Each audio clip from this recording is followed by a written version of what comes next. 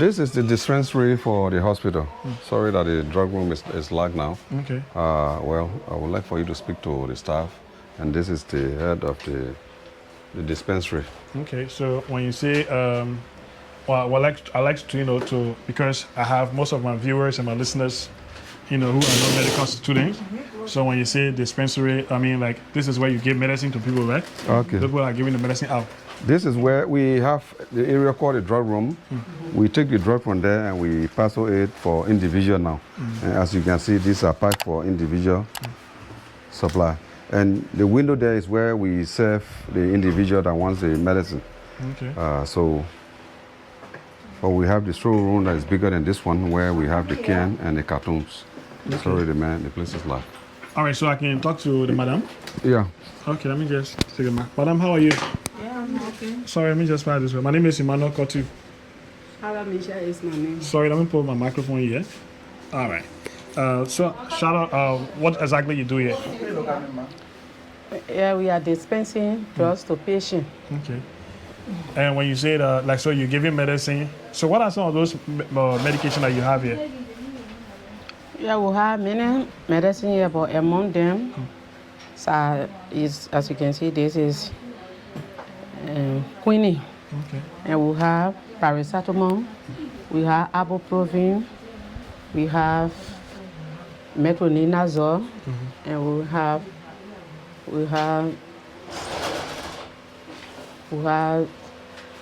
folic acid. Okay. Folic acid, and we have a lot of things that we have atosinate.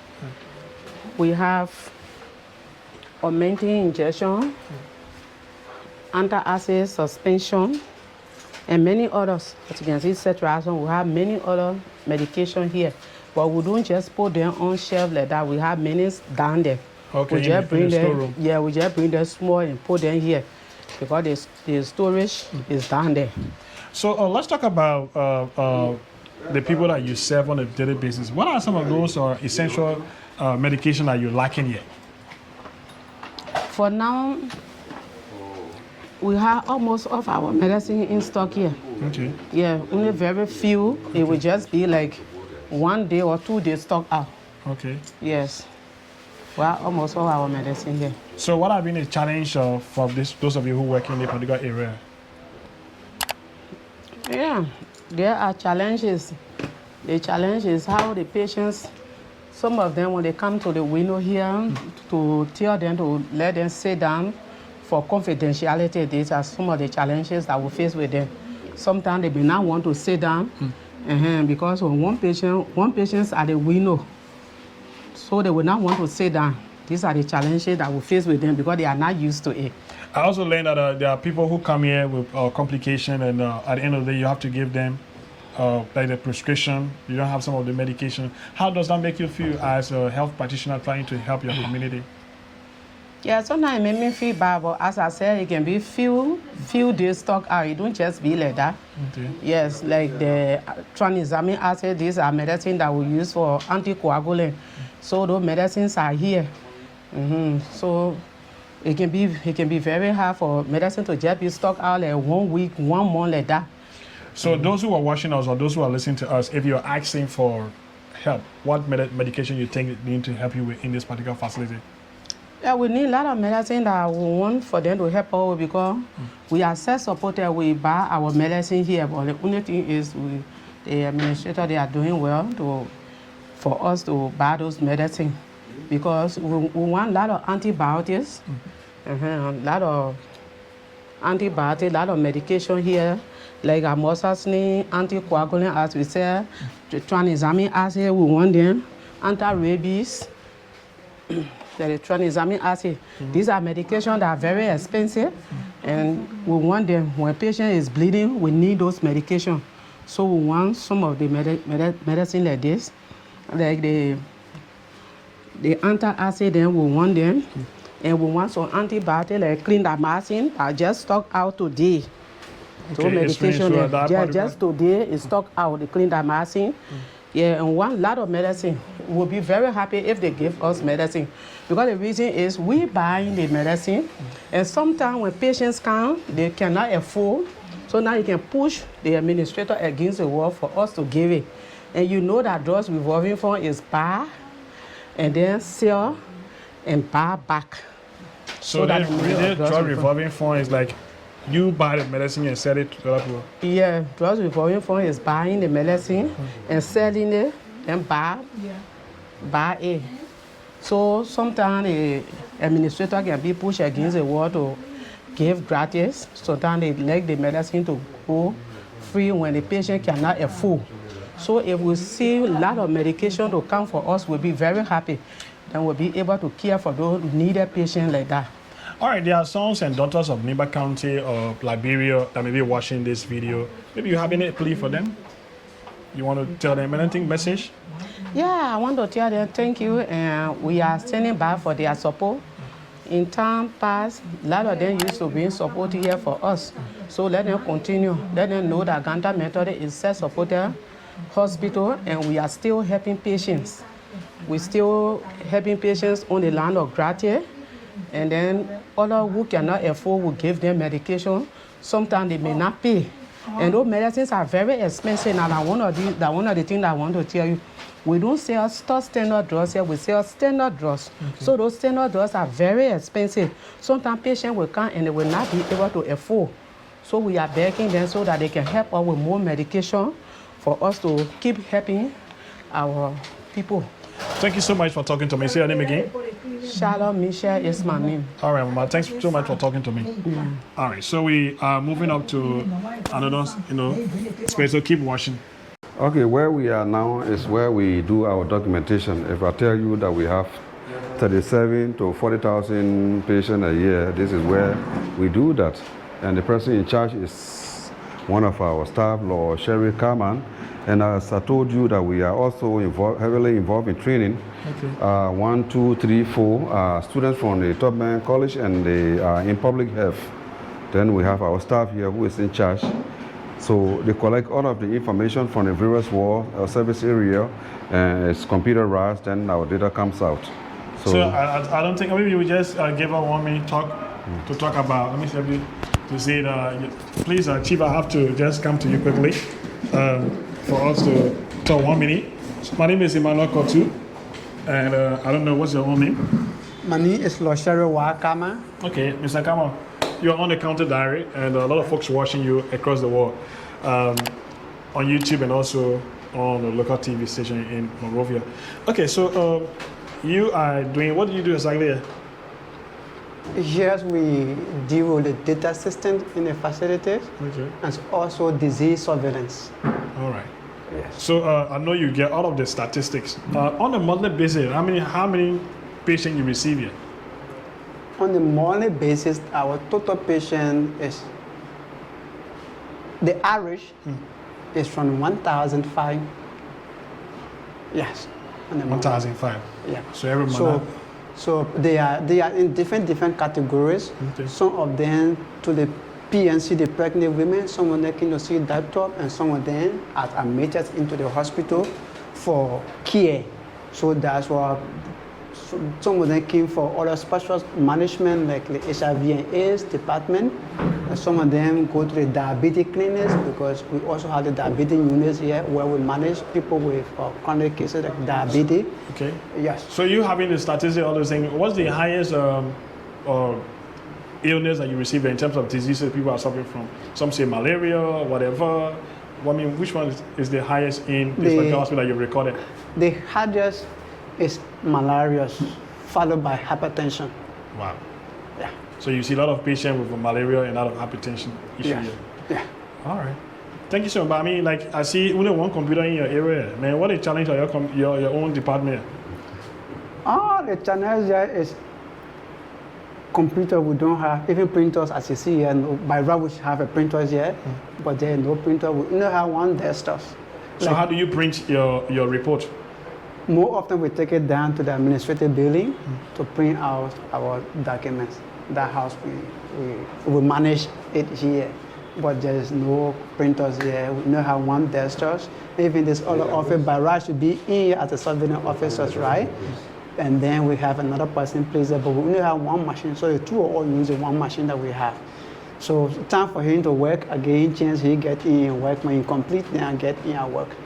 So So that means you actually lower the productivity in terms of how you guys work. Yes, sure. So sometimes we'll leave up to 6, 7 because we got to complete what we're going to do.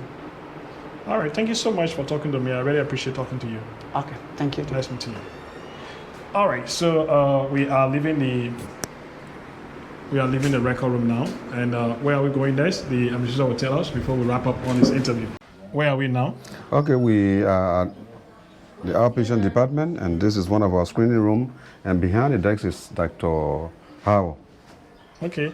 Dr. Howard is the current acting chief medical officer of this hospital. Okay, the chief medical officer, and I'm sure that he has a lot of information to share with us. Dr. Howard, how are you doing, sir? All right. Okay, so let me just take the microphone to you. Okay. My name is Emmanuel Kotu. Okay. Happy to see you. All right. Thank you. Okay, so the chief medical director officer, right? Officer. So how long have you been working here? It's my 4th year. You're here for 4 good years. Yeah. That's a very, very great one. So tell me how working like in this area. I mean, Dr. Howard coming to Ganta, working, how is it like? Well, the work is fine. I mean, everything is fine here. It means our workload is very heavy. Your workload is heavy. Yeah. So, Don, you want to tell us some of the challenges that you have here as the doctor working here with a lot of people? Okay. One of the things that we have will be our equipment is not sufficient. Okay, and see this one here.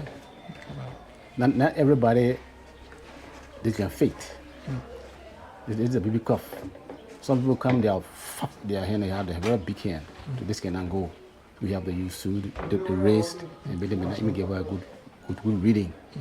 Okay. Another one, our lab also need some renovation. We also will want a maternal waiting room. Okay. The pregnant come from far place. They wait there until it's time. Sometimes they come already in problem, and it's not become very difficult because they've been in labor for hours. Okay. Another one is our ambulance is not working. It's here, but it's not working. Yes. And our operation room, we need a renovation. This is a big hospital. We compare with our new hospital that we see around here. The equipment there is not up to date. But we managed to work with faith to produce a good result. But we need something better. Yeah. All right. Thank you so much for talking to us. Yes. Thank you, sir. I appreciate it. Okay. Mr. Howard, I'm a mana. Okay, mana. Get my mama. Oh, okay. All right. Okay. All right. Thank you so much. Okay. All right, let me take the back. Yeah. Okay. Right, so guys, you've been able to tour the facility. We're left with the dental and out of the eye clinic, and then what else we The have? diabetes and the ART. Okay, and we'll do that on another broadcast. But finally, before we take leave of you, what is your own message to our people? What you need? Our message to our people, both the locals and the government, is that we are here and we have been a very close partner to the government for more than close to 100 years. So we are appealing to everyone to be able to cooperate with us and understand what we do here and also support. Your support can come in many ways. Support can come by praying for us. Support can come by spreading our story, just like what you are doing today. Support can come in financial form. Support can come in material form. So we are open. Like we have some community dwellers who are at the end of every month, they bring us 10 bags of rice because we also feed our patients. Just imagine they are registering with $400, $450, and the highest is $800, which is not even $5. So, and those people are on bed, and all the services we provide here, they are provided at either zero or at a very low cost. But still, we feed them, we provide them 1 meal a day. So we are calling on our friends and partners to assist with material, to assist with with funders to assist with drugs like the pharmacy was saying. We need all kinds of drugs because we are in most of the area. I told you we have a lot of clinic service area from like over there we did not reach it as a prenatal clinic. If you have anything that had to do with MCH, maternal and child health, you can help. We have the ART clinic, we have the diabetes clinic, and in fact, I would have shown you the drug we received, diabetes drug we got from the United States through one of our partners. And because we are in partnership with the NCDR unit at the Ministry of Health, we give it to them free, and it's been distributed throughout Liberia free of charge. So this partnership, we want them to really appreciate it. It's not a one-way. Other fee that it's not a government facility, but we do almost just what the government is doing for our people, because in Liberia we do not have government, the citizen that belongs to the government, and some citizen belongs to the private sector. So we are a very close partner to the government, and we want them to appreciate the kind of assistance we are giving, or the kind of collaboration we are in, so that they can assist us to do our best. One of the things that we have been requesting is to increase the subsidy that we give here. Okay. Like if you look in Nimba County, I don't know, comparing our statistic with the statistic of GFD, which is a regional hospital, there will be no big difference. When it comes to some service that we provide, we are even more than them. So they should look at that. I think they are just looking at the building, the size of the building, and match the subsidy, because they are in million. And just imagine all of the area, the unit one, we are doing more than our best, but they are giving us 50,000. What is 50,000? And to be frank with you, to close, the monthly expense for this hospital is 77,000, when the government is giving us 50,000 for the whole year to run this thing. So monthly is 77,000? Yes. Wow. Salary, the clinic costs, drug and medical supply, they are around 70,000. So with the 50,000, but what we tell them is that, sorry, we did not take you to the cashier booth. When it comes to accountability, we are on top. You don't just go somewhere and take money from your pocket and pay. They give you a receipt, because that is marked by, it's close to some level of corruption or fraud. But there you go, and they give you a slip, and the slip, you take it to the place, to the drug, you got the cashier booth and pay. And at the end of the day, like tomorrow, we'll match all the slip against what we receive. So when it comes to accountability, we are on top. And now we are no more doing any traditional thing. We are open to audit. So because of audit, every time you have audit, and they advise you. Okay. Okay, so before we take leave of you, people can get in contact with the full name again? My full name is Mr. Allen Zomonwe. My contact number is Lone Star 0886 432 0886 0886 432 and my Sercom is 0777 432 All right, thank you so much for giving us the opportunity to. But it's not over yet. We're going to come back. Yeah. Probably next week. We'll come back. We'll have to do the other facility as well, and then the school as well. But it's great talking to you, and we hope that those who have watched this video will be able to become a help to our facility here in Ganta Nimba County. Thank you so much. So thank you very much. All right, guys. So thank you so much for watching this edition of the program. This is the Counter Diary. Counter Diary, we are telling you the untold stories of Liberia, and one of the critical things that you have to understand about this production is that we started from here at the Methodist Hospital. The ambulance is down. The what we call where they keep the pregnant women that give birth, there's a need for the roofing need to be changed, because whenever it rains, the water drop on them. And then we also have the laboratory. The laboratory, this big hospital that serves over 1,500 patients on a monthly basis, have only 2 microscopes. Then when you come to the record area is very, very poor in that they have only 1 computer to be able to take all of the data. Now, you also heard from the administrator, the monthly operation cost for this hospital is around $70,000 to $75,000. But the government of Liberia gave an annual budget of $50,000 United States dollars, which is not even 5% of their operational costs. So we're asking you, our viewers from any part of the world, you can be a support to this institution. My name is Emmanuel Kotu. I want to say thanks to my director and producer, Joseph Seko Kwone Jr., for making this edition a success. If you love the video, please hit that subscription button, subscribe to our YouTube channel. You can also get in contact with the administrator of this hospital so that you can be a help. Thanks for watching. Bye-bye. C'est bon.